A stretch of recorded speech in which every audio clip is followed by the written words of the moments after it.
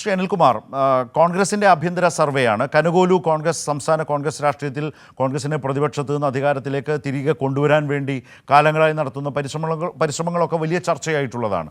ഇവിടെ CPIM എങ്ങനെയാണ് ഇതിനെ കാണുന്നത്? കഴിഞ്ഞ ദിവസം ദില്ലിയിൽ ഹൈക്കമാൻഡ് വിളിച്ചു ചേർത്ത കേരളത്തിലെ എല്ലാ നേതാക്കന്മാരുടെയും വിപുലമായ യോഗമുണ്ടായിരുന്നു. തെരഞ്ഞെടുപ്പ് തന്ത്രങ്ങൾ ചർച്ച ചെയ്യുന്നതിന് വേണ്ടിയാണ് ആ യോഗം എന്ന് വന്നിരുന്നു. സ്വാഭാവികമായും അനുമാനിക്കേണ്ടത് ആ യോഗത്തിലടക്കം ഈ റിപ്പോർട്ട് വന്നിട്ടുണ്ടാവണം. മാധ്യമങ്ങളിൽ ഈ റിപ്പോർട്ട് വരുന്നു. കോൺഗ്രസിനകത്തെ പ്രശ്നങ്ങൾ ഒരു ഭാഗത്ത് നിൽക്കുന്നു.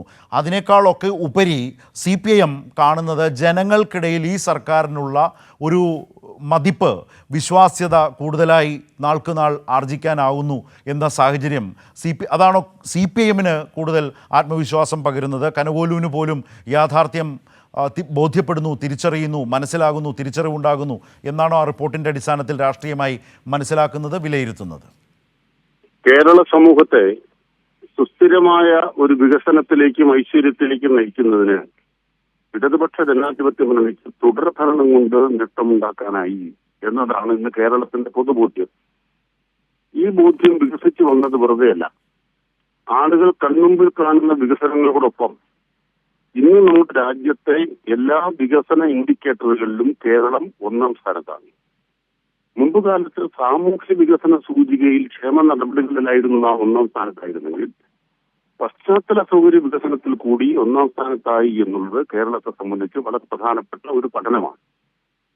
ഇന്ത്യ രാജ്യത്തെ വികസനത്തിന്റെ ഒരു തലം സേവന മേഖലയിലെ കുതിപ്പാണ് നമ്മുടെ രാജ്യത്തിന്റെ വികസനത്തിന്റെ ഒരു തലമെങ്കിൽ, സേവന മേഖലയേക്കാൾ വളരുന്ന ഒരു വ്യവസായ മേഖല, അതായത് ഒന്നാം തലത്തിലുള്ള പ്രാഥമിക വ്യവസായ വികസനം, ഇത് കേരളത്തിന് മാത്രം സാധ്യമായ ഇന്ത്യയിലെ ഒരു അത്ഭുതമാണ്.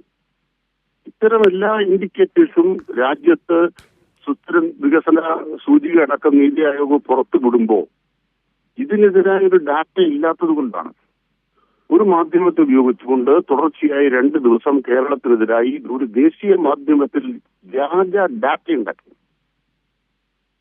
കേരളത്തിലെ മുഖ്യമന്ത്രി പറയാത്തൊരു കാര്യം പറഞ്ഞു എന്ന് പറഞ്ഞുകൊണ്ട് ഒരു മാധ്യമത്തിൽ ഒരു വാർത്ത വന്നപ്പോൾ അത് ഡൽഹിയിൽ എത്രത്തോളം അനുരണനം ഉണ്ടാക്കിയെന്ന് പറഞ്ഞുകൊണ്ട് വലിയ ചർച്ച നടത്തിയ വീരന്മാരാണ് നമ്മുടെ നാട്ടിൽ.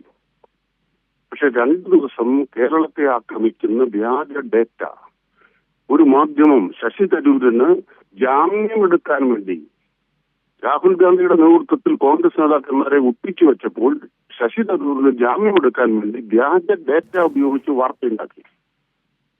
അങ്ങനെയാണ് കനകോലു പ്രവർത്തിക്കുന്നത്. കനകോലു ഇപ്പോൾ ഈ റിപ്പോർട്ടുമായി കടന്നു വരുന്നതിന്റെ ലക്ഷ്യം എന്താണ്? ഒന്ന്, കഴിഞ്ഞ കോവിഡിന് ശേഷം ഇടതുപക്ഷ ജനാധിപത്യ സർക്കാരിന് തുടർഭരണം ഉണ്ടാകാൻ പോകുന്നുവെന്ന് ഏഷ്യാനെറ്റ് ഒരു സർവേയിലൂടെ വിവരം പുറത്തുവിട്ടു. തുടർന്നാണ് കേരള ചരിത്രം കണ്ട ഏറ്റവും വലിയ നികൃഷ്ടമായ കടന്നാക്രമണം വ്യക്തിഹത്യാ തലത്തിൽ മുഖ്യമന്ത്രിക്കെതിരെ അരങ്ങേറിയത്. അങ്ങനെ മുഖ്യമന്ത്രിക്കെതിരായ വ്യാജ നുണ നിർമ്മിതിയുടെ ഒരു പർവ്വം അവസാനിക്കും. ഇനി ആ പരിപ്പ് വേദില്ല. അപ്പൊ LDFനെ പിന്നോട്ടടിപ്പിക്കാൻ എന്ത് വേണം? ഒറ്റപ്പെട്ട സംഭവങ്ങളിൽ നിന്ന് ആഖ്യാനങ്ങൾ നിർവഹിക്കുന്ന അവസാന പരിശ്രമത്തിലാണ് ഇന്ന് കേരളത്തിൽ UDF നിൽക്കുന്നത്. ആ പരിശ്രമം നിങ്ങൾ ശക്തമായി നടത്തണം. ഷഹബാസിന്റെ മരണം വേദനാജനകമാണ്. അത് നേരിട്ട് CPIMന്റെയും LDFന്റെയും തലയിൽ കെട്ടിവെക്കുന്ന വിധം ഇവിടെ ഏറ്റവും മാതൃകാപരമായി പ്രവർത്തിക്കുന്ന SFIയും DYFയും എല്ലാം ഇതിന് ഉത്തരവാദികളാണ് എന്ന തരത്തിൽ ആഖ്യാനങ്ങൾ ഉണ്ടാക്കുന്ന പണിപ്പുരയിലാണ് കനകോലു സംഘം ഏർപ്പെട്ടിരിക്കുന്നത്. അതിനവരെ ജാഗ്രതപ്പെടുത്താൻ കനകോലു മുന്നോട്ട് വെക്കുന്ന ഒരാശയങ്ങളും നിലനിൽക്കാൻ പോകുന്നില്ല.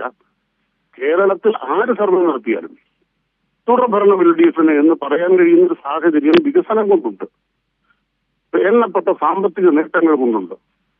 ഒരു സംവാദാത്മകമായ അന്തരീക്ഷത്തിൽ പ്രതിപക്ഷം മൂക്കുത്തി വീഴുന്നതാണ് നിയമസഭയിൽ കണ്ടുകൊണ്ടിരിക്കുന്നത്.